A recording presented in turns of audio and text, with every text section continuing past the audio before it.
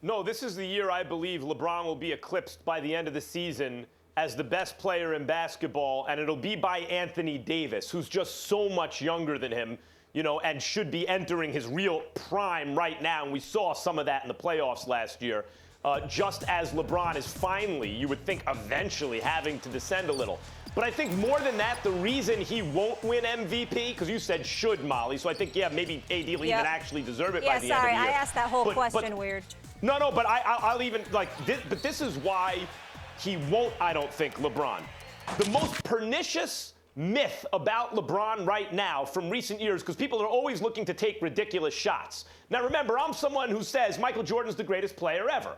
And LeBron is after him, second or third, depending on where you put Kareem. So I'm not just a straight LeBron supporter, no matter what the issue. I tell you what I feel and what I think.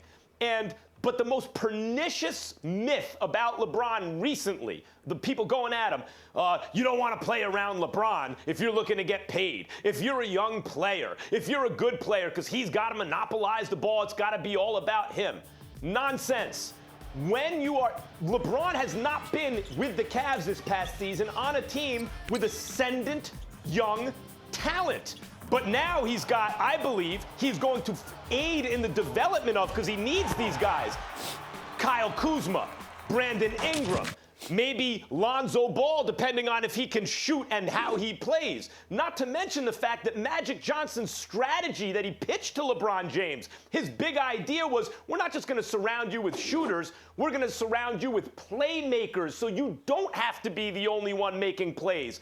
That will combine to limit LeBron's usage rate to a greater degree than people suspect and keep his counting numbers a little lower than people expect. For that reason, AD will get the MVP. Well, first of all, I think you're wrong, and I think you're wrong about how you've highlighted the victim that LeBron James is in your mind. The fact of the matter is, I don't think it was pernicious. I think it was factual. The reality of the situation is, no matter what LeBron does in L.A., that doesn't take away from what he has done wherever he's been. From the time that he arrived in Miami, he had to do what he had to do in Cleveland, and he had to step up and do what he had to do because of the questionable health of Dwayne Wade. So it's not like people are insulting him by saying, "Oh my goodness, LeBron was selfish" or anything like that. That's not what most people who know basketball would say. What we can say, however, is that what LeBron James likes to do is he doesn't mind making the right plays. He lives off of that, making the extra pass, giving the ball to somebody else to make a play. We get all of that, but it usually had to come through him because he was the one with the ball in his hands, manipulating and dictating things adroitly, I might add.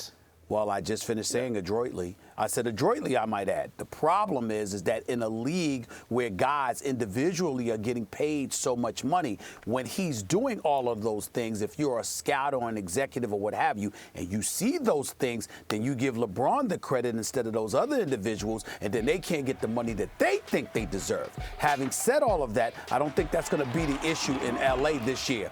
I think LeBron is in L.A. because LeBron wants to go Hollywood. He wants to embrace all things purple and gold in Laker Nation. And I think, and when you talk about the Staples Center and the Los Angeles Lakers, the LA Lakers, you're talking about Showtime. And I think that LeBron wants to bring his own version of Showtime to LA. I think also New Orleans without Rondo is going to take a step back, even though Julius Randle is there now. They're not going to be the team that they were this year.